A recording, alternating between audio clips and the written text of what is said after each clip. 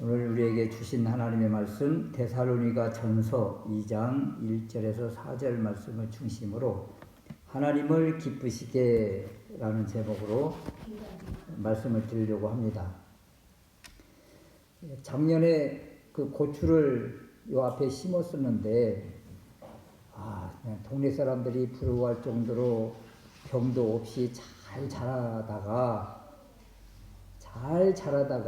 어느 순간에 탄저병이 와가지고 그냥 순식간에 완전히 그냥 싸그리 이렇게 쓸모없는 이런 모습이 되고 말았는데요.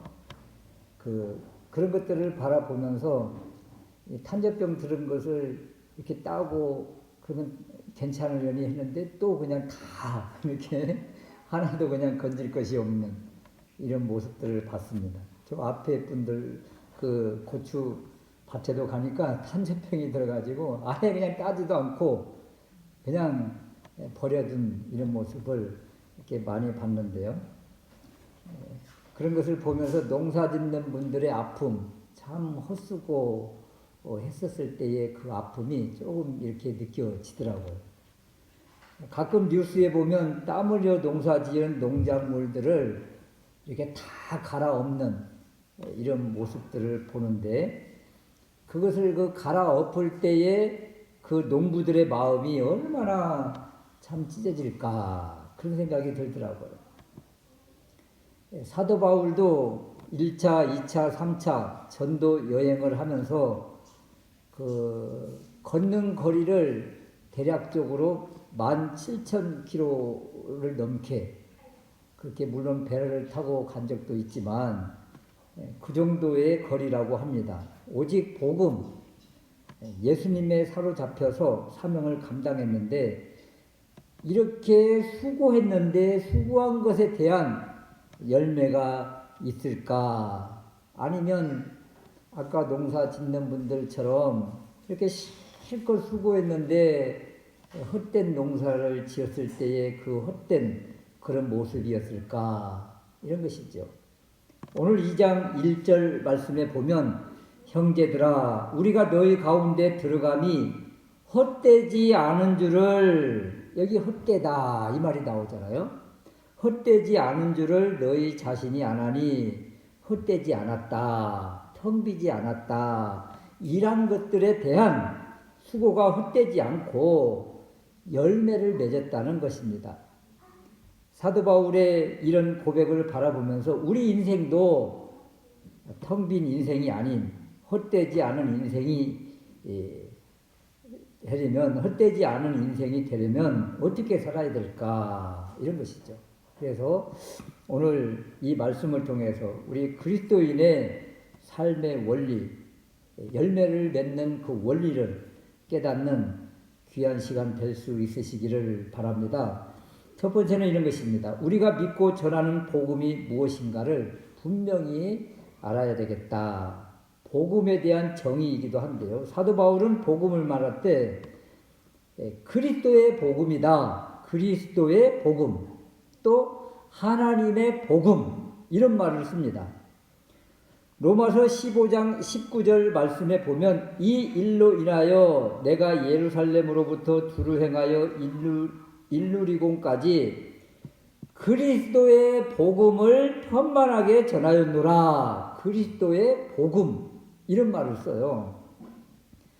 또 오늘 말씀 2절 후반절에도 보면 하나님의 복음을 너희에게 전하였노라. 8절에서도 하나님의 복음 이런 말을 씁니다. 하나님의 복음. 또 로마서 1장 1절 말씀에도 예수 그리스도의 종 바울은 사도로 부르심을 받아 하나님의 복음을 위하여 택정함을 입었다. 하나님의 복음 이런 말을 쓰는 거예요. 여러분 복음이 왜 기쁜 소식입니까? 복음 자체는 기쁜 소식, 기쁜 뉴스라는 것이잖아요. 왜 기쁜 뉴스예요? 그리스도에 대한 하나님에 대한 소식이기 때문에 기쁜 소식인 거예요. 그래서 복음을 알고 싶은가, 복음을 더 깊이 알고 싶은가 그러면 하나님, 또 그리스도를 깊이 알면 알수록 복음을 알게 된다는 거예요. 그런데 여러분, 복음이라는 것은 씨앗과 같아서, 제가 아까 농작물 이야기를 했지만, 씨앗과 같아서 뿌리면, 전하면 어떤 역사, 이 열매가 반드시 나타난다는 거예요. 고추를 뿌리면 고추가 나오고, 고추씨를 뿌리면 고추가 나오고, 꽃씨를 뿌리면 이렇게 꽃이 나오는 것처럼 당연하다는 거예요. 복음의 어떤 결과, 어떤 열매가 나타날까? 복음을 뿌리면, 복음을 전하면 반드시 열매가 있다. 이것을 우리에게 지금 전해주시는 거죠. 복음을 뿌리면 헛되지 않는다. 이런 거예요. 호주 시드니에 그 프랭크 제너라는 분이 계셨습니다. 프랭크 제너, 그러면 그분의 일대기, 그분의 복음 전하는 모습이 영상으로 많이 나오는데, 그분이 40년 동안 같은 시간, 같은 장소에서 복음을 외쳤습니다. 구원을 받으셨습니까? 오늘 밤 죽으면 천국에 갈 수 있습니까? 이 복음의 메시지를 같은 시간, 같은 장소에서 40년 동안 매일 10명씩 복음을 전했는데, 이분 간증이 그래요. 아무 열매도 없었습니다. 아무 열매도 거두지 못했다. 40년 동안 같은 시간, 같은 장소에서 매일 10명씩 복음을 전했는데 열매가 없었다는 거예요.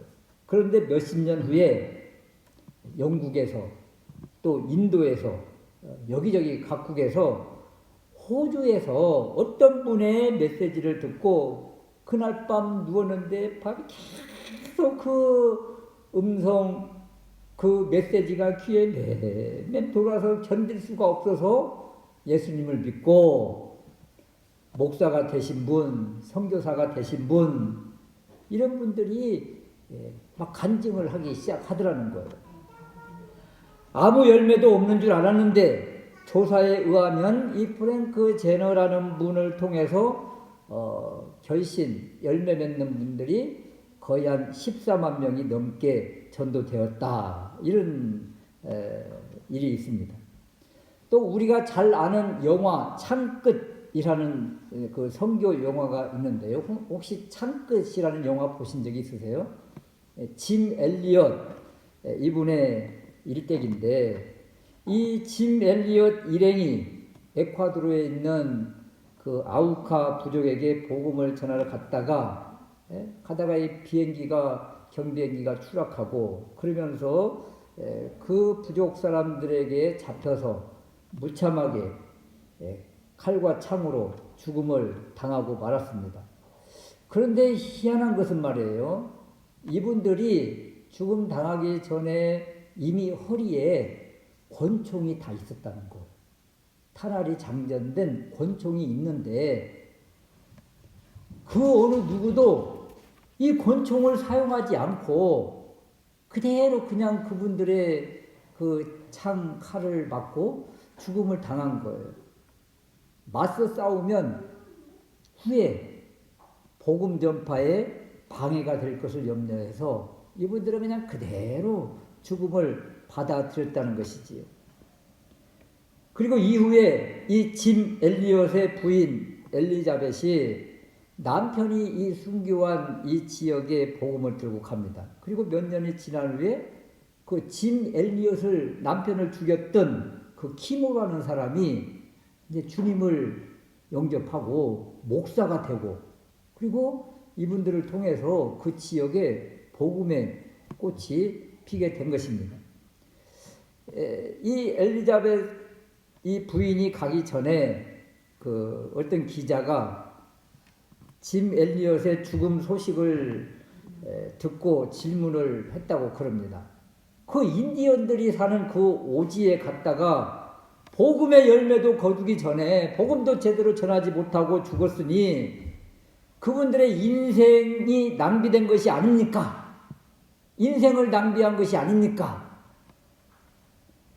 이때 짐 엘리엇의 그 부인이 그런 말을 했다고 그러지요. 낭비라니요.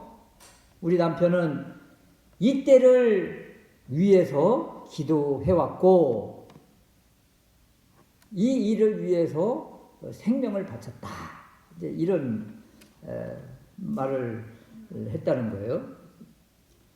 쓸모없고 낭비 같은 일처럼 보이지만 이렇게 복음의 열매, 복음에 대해서 잘 모르는 사람들은 이런 일들을 쓸모없고 낭비 같은 일, 아깝게 그냥 생명을 버린 일, 그런 모습으로 보이지만 이 죽음이 선교의 불을 지피고 그리고 그 지역에 복음이 이렇게 확장되어지더라는 것이죠. 우리나라도 다 마찬가지 아닙니까? 이런 선교사님들의 그 선교의 헌신, 그 생명을 다한 헌신, 이런 것들이 열매를 맺어서 이 땅에 이렇게 지금 부흥의 불길이 일어나고 온 세상에 이 십자가의 빛을 발하는 그런 교회로 세워진 것이지요. 사도 바울의 전도팀도 마찬가지입니다. 2절 말씀에 보면 너희가 아는 바와 같이 우리가 먼저 빌립보에서 고난과 능욕을 당하였으나 낙심하지 않고 포기하지 않고 데살로니가로 와서 전하였더니 뿌렸더니 아름다운 데살로니가 교회의 열매가 맺었노라. 그러므로 이 일이 1절 말씀처럼 헛되지 않았다고 자신 있게 증거를 하고 있는 것입니다. 복음, 그리스도의 복음, 하나님의 복음에는 이런 능력이 있다는 거예요. 그래서 이것을 복음의 능력이라고 합니다. 죽지 않고 꺼지지 않고 없어지는 것 같지만 소멸되지 않고 반드시 열매를 거둔다는 것이죠. 복음을 믿고 복음을 전하고 복음 안에 있는 우리가 반드시 품어야 될 그 마인드, 그것은 복음은 능력이다. 복음은 능력이다. 반드시 열매를 거둔다. 이 믿음을 품으시기를 주님의 이름으로 축원합니다. 두 번째는요, 복음의 사람은 하나님과 사람에게 인정을 받아야 한다는 것이죠. 사도 바울 선교팀의 그 삶을 데살로니가 교인들이 잘 알고 있습니다. 복음을 전하는 자세, 또 어떻게 전했는지 바울이 자신을 변호하는데요. 3절 말씀에 보면 우리의 권면은, 여기 권면이라는 이 단어가 파라클레시스, 이런 단어예요.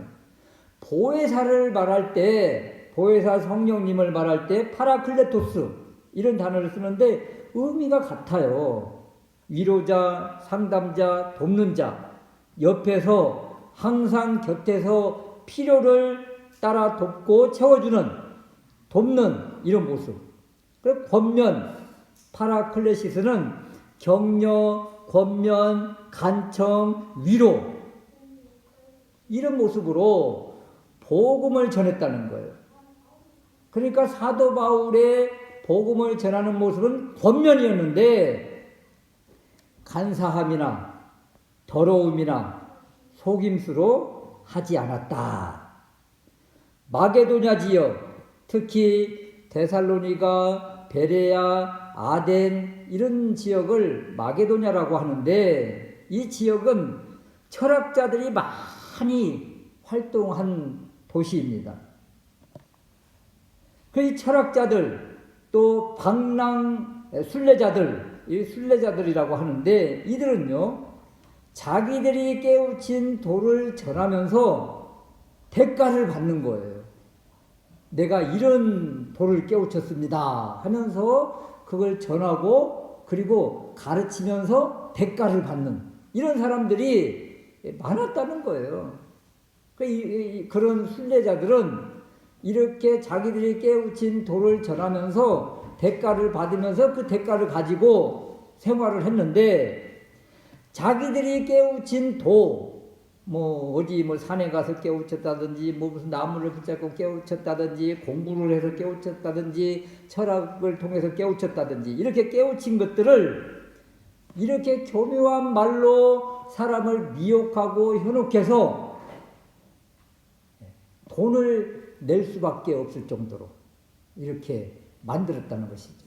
그래서 사람을 모아놓고 쇼를 하듯이 자기가 깨우친 도를 막 전하면서 그러면서 이제 봉투를 이렇게 받았던 시대, 그런 사람들이 많았었다는 거예요. 그런데 사도 바울은 대가를 받기 위해서 교묘한 말로 현혹하거나 미혹하거나 여러분들이 잘 아는 철학자들처럼 도인들처럼 순례자들처럼 그렇게 하지 않았다. 그런데 주변 사도 바울을 공격했던 사람들, 특별히 유대인들이 사도 바울 일행 이 선교팀을 많이 핍박하고 그리고 데살로니가 교회를 계속적으로 핍박을 했는데, 이런 사람들을 핍박의 주 이슈가 사도 바울 또는 바울 선교팀, 이런 사람들이 거의 많이 떠돌아다니는 떠돌이 방랑자 순례자들처럼 그런 사람들이다, 이렇게 매도를 해버리는 거죠. 그래서 사도 바울에게도 이런 나쁜 프레임을 씌워서 매도했을 때 사도 바울이 전한 복음이 이렇게 치명타를 이제 주게 되는 것이고, 그리고 이 복음을 받은 데살로니가 교인들을 막 흔드는 것입니다. 그런데도 불구하고 이제 막 걸음마 단계인 데살로니가 교회 또 이 성도들이 주변 사람들의 이 미혹한 말들에 대해서 현혹되지 않고 흔들리지 않았다, 이런 것입니다. 사도 바울 자신이 어떻게 복음을 전했는지 그들이 알기 때문에 누군가가 현혹했을 때, 미혹한 말을 했을 때 흔들리지 않았다. 그러면서 1절 말씀에 사도 바울이 자신의 그 선교팀을 변호하는데, 우리 선교팀이 너희에게 들어간 것을 잘 알지요. 2절 말씀에 우리가 빌립보에서 고난과 능욕을 당했지만 그럼에도 하나님의 복음을 전하는데 포기하지 않고 전한 것을 아시지요. 3절 말씀에 우리의 권면, 우리의 위로는 간사함이나 더러움이나 속임수로 한 것이 아닌 것을 잘 아시지요. 이렇게 하는 거예요. 주변에 많은 철학자들은, 방랑자들은, 순례자들은 간사함이나 더러움이나 속임수나 자기의 이득을 위해서 그들은 자기가 깨우친 도를 전했지만 사도 바울 팀은 그러지 않았다. 사도 바울 팀이 어떻게 살았는지 그것을 이야기하는 것입니다. 돈이 목적이 아니요, 대접받기 위함도 아니요, 오직 자비량 선교하면서 살아온 것을 데살로니가 교인 여러분들 잘 알지요. 그런 겁니다. 바울은 주변 사람들이 바울을 이단자 취급하고 이상한 철학자 취급함에도 흔들리지 않았다. 이 바울의 특징, 계속된 공격에도 데살로니가 이 교인들의 인정을 받았다는 것입니다. 이것이 중요한 것이죠.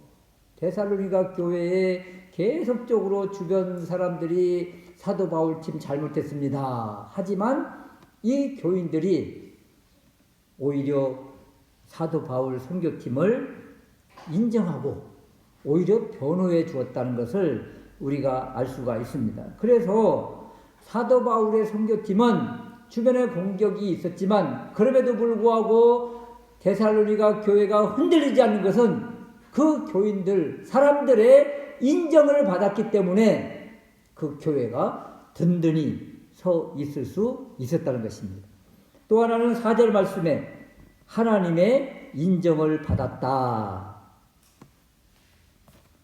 오직 하나님의 인정을 받은 일꾼이 되어서 사도 바울 자신이 이야기하잖아요. 그러므로 사도 바울과 선교팀은 사람과 하나님 앞에서 인정을 받고 떳떳한 복음의 일꾼이었음을 증거하는 이러한 모습을 바라보면서 우리에게 큰 울림과 도전을 주는 것입니다. 복음의 사람, 그리스도인은 사람들로부터 손가락질을 받으면 안 된다. 우리는 복음의 통로이기 때문에, 복음의 유통자이기 때문에 우리가 그런 손가락질을 받고 사람으로부터 폄하를 받게 되면 우리가 전한 이 복음이 그들에게 바로 증거되지 않는다는 것이죠. 하나님 앞에, 사람 앞에 인정함을 받는 사람이 될 때 우리 입에서 증거되는 복음, 하나님의 말씀은 능력이 되어서 빛을 발한다는 것을 기억하면서 참으로 우리가 이 땅에서 어떻게 살아야 될 것인가? 사람 앞에, 하나님 앞에 인정함을 받는 그런 삶의 모습이 되어야 된다는 것입니다. 세 번째는 우리 삶의 목적이 또 분명해야 되는데요. 누군가가 우리에게 왜 사느냐고 묻거든 어떤 사람들은 그렇게 대답한다고 그러죠. 그냥 웃지요. 그냥 살지요. 그러면 안 된다는 거예요.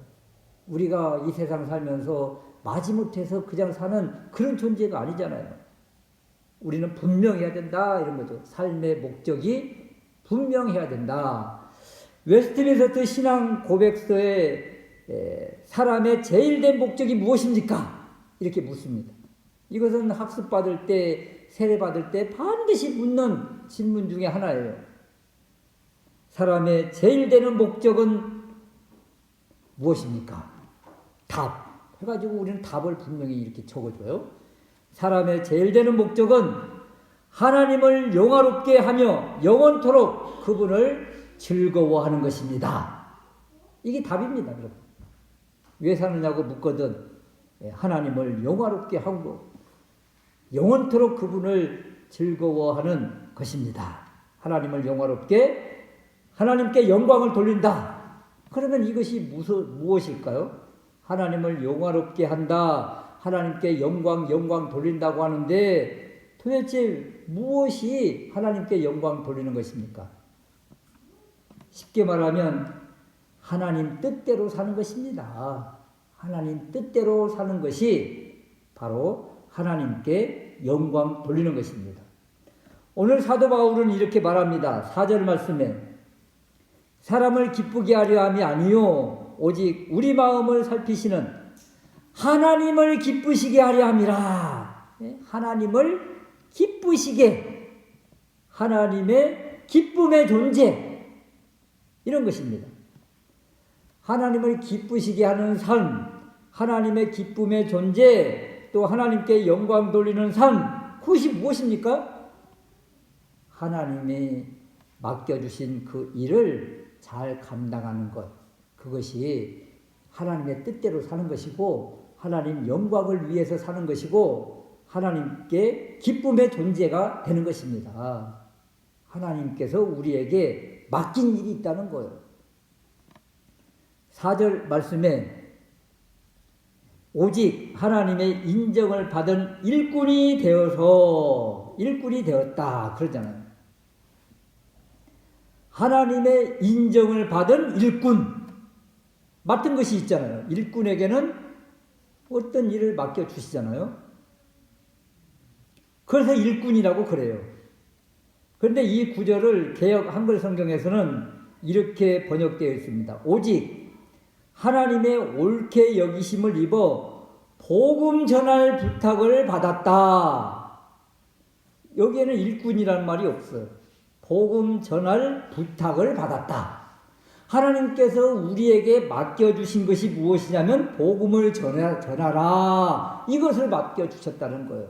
이것을 이 개역 우리말 성경에서는 인정을 받은 일꾼이 되었다. 이렇게 일꾼으로 이렇게 번역이 된 것입니다. 복음 전할 부탁을 일꾼으로 이렇게 받다. 그러므로 복음 전할 부탁을 받은 일꾼, 더 쉽게 표현하면 청직이라는 거예요. 청직이. 우리는 일꾼이요 청직인데 무슨 일꾼인가? 복음 전하는 일꾼으로 하나님께서 맡겨주셨다. 어떤 청지기요? 복음 전하는 청지기. 이것을 우리 주님이 맡겨주셨다. 청지기 의식, 또 일꾼 의식, 또는 직분 의식, 이것은요, 우리에게 맡기신 분이 계신다는 거예요. 맡기신 분이 계시다. 일꾼, 그러면 주인이 계시다. 청지기, 주인이 계시다. 이런 거예요. 그 주인이 누구십니까? 우리 주님이 주인이시죠. 하나님 아버지가 우리의 주인이시죠. 우리의 주인 하나님이 계시다. 그러면 내 마음대로 또 사람 구미에 맞추어서 살 수 없다. 오직 하나님을 바라며 하나님의 영광을 구하며 맡긴 일, 복음 전하는 이 일을 묵묵히 감당하는 이러한 모습을 바라보시고 하나님께서 기뻐하신다. 사도 바울은 사람을 기쁘게 함이 아니요 하나님을 기쁘게 하기 위해서 이렇게 살았다고. 어떻게요? 간사함으로 하지 않고 더러움으로 하지 않고 속임수로 하지 않고 대가를 바라면서 하지 않고 자비량 선교를 하면서 하나님께서 맡겨주신 이 일을 했더니 이 일이 헛되지 않았다. 열매가 맺었다. 그 열매가 바로 데살로니가 교회 여러분입니다. 이렇게 사도 바울이 이야기하고 있는 것입니다. 그래서 사도 바울이 2장 1절에서 4절 말씀을 통해서 우리에게 주시는 메시지는 하나님께서 맡겨주신 이 일, 복음 전하는 이 일을 하나님께 영광 돌리며 이것을 맡은 일로 알고 감당하면 하나님께서 복음의 열매를 이루어 주신다. 복음의 열매를 맺게 하신다. 누가 하신다고요? 하나님이 하신다. 우리는 뿌리는 것밖에 없음을 다시 한번 사도 바울이 우리에게 지금 권면해 주고 있는 것입니다. 우리가 하루하루 이렇게 살면서 무엇을 위해서 살고 있습니까? 어떤 목적을 향해서 나가고 있습니까? 하나님의 영광을 위해서 하나님께서 맡겨주신 이 일을 사명으로 알고 감당할 때 하나님이 기뻐하시며 하나님께서 우리의 하는 일들에 대해서 열매를 맺게 하신다는 것을 다시 한번 믿음으로 받으면서 한 주간 믿음으로 승리하는 복음을 위해서 살아가는 우리 모두가 될 수 있으시기를 주님의 이름으로 축원합니다. 아멘.